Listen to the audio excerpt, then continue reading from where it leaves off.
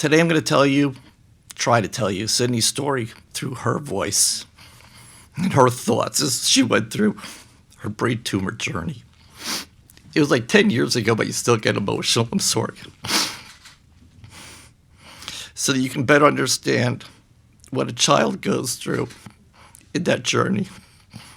Her story is very similar to other boys and girls with high-grade glioma or DIPG tumor. So these are kind of Sydney's thoughts that she said. This past week I've been having headaches, and my parents think it's because I'm stressed out because of the test we had at school this week. I'm a great student, and I want to do well on this test, so maybe they're right.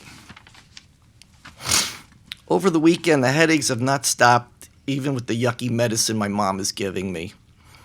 Now, when I'm playing with my sister Christina, I sometimes feel a little dizzy. Mom tells me we're going to have to go to the doctor Monday morning. After a quick visit at the doctor's office, we have to go to Children's Hospital in D.C. for something called a scan. All I know is I don't like the machine. It's scary, it makes a lot of noise, but I stayed still like they asked me to. After that scan, I have a room in the hospital. I like the decorations, but not the needles for the medicines that they put in my arms. Dad came after work to see me. Mom and Dad talked to the doctors in another room. Later, Dad went home with my sister to take care of my sister, Christina. Mom is staying with me at the hospital tonight for a sleepover. Mom and Dad are trying to be cheerful, but I know something is wrong in my head. My best friend's mom died of a brain tumor not long ago, so I'm not going to ask many questions about it. The doctors and the nurses are great and really trying to help me.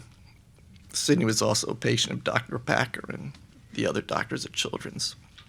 They made this funny mask for this machine that tries to shrink my tumor. The medicine stopped the headaches, but now I'm getting fat and always hungry. At Disney World, we don't have to wait in long lines. At least the brain tumor is good for something. We even have a chance to fly first class. The chairs are really big and great food. We were so grateful when the airline moved us there. My dad is too cheap for that. Even though I want to go to school and be with my friends, it's hard because I always feel tired and just don't feel good. Sometimes I even throw up. Since my vision is worse, things look double. So they put a piece of tape on one side of the glasses, covering my one eye. It helps, but I think it looks silly. Now I can barely walk and I sit in a wheelchair. I feel like an old person in this wheelchair. I really miss running around and playing with my friends.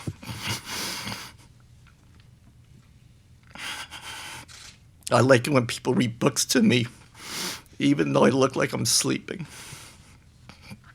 Today we celebrated my 8th birthday. I had a hard time blowing out the candles on the cake, and my sister helped me blow them out. I know everyone tried their best to help me beat this brain tumor, but I know it's not working.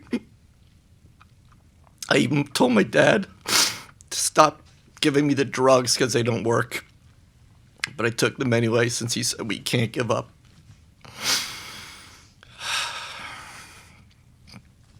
Now, back to my story. Soon after her birthday, over the next couple of weeks, Sydney mostly slept, could not eat or drink any longer. Her body is just starting to shut down.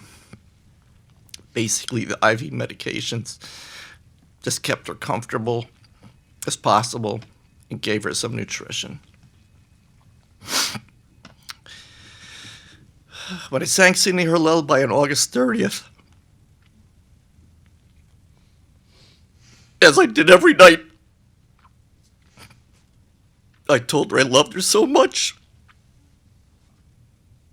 And she was the most courageous person I know. I told her if she wanted to, it would be okay to leave us. she could go to heaven and we would be together again. That night she did pass away, so she's in peace. But that is Sydney's story. But unfortunately, any mother or father could tell a similar story and probably not cry. Their sons or daughters battle with brain cancer. Project Impact, Defeating Pediatric Brain Tumors. It's a game-changing approach for deadly pediatric brain tumors. Over the past 10 years, we've learned a lot about these tumors, as Dr. Packer and Dr. Baker have talked about, but we have to do better and get therapies for these children. The collaborative approach by the National Brain Tumor Society brings the best researchers together, both in the US and internationally, and maybe even more researchers as we go forward. The key areas needed to drive research forward have been determined by the leaders in the research field as well as industry. Now is the time to invest in Project Impact and accelerate research forward. My hope is one day when a doctor has to tell a child or parent that their child has a brain tumor, that the doctor can tell them there are treatments now to control and ultimately cure the child from one of these deadly brain tumors. I really believe that Project Impact will be a cornerstone of finding therapies for these children. And I'm very grateful that NBTS is committed to the pediatric brain tumors. Thank you for allowing me to tell you Sydney's story. If anyone would like to join our fight with Project Impact, it would be very helpful. With more funding, we can do more research and accelerate the goal of getting therapies developed for these deadly pediatric brain tumors. Thank you.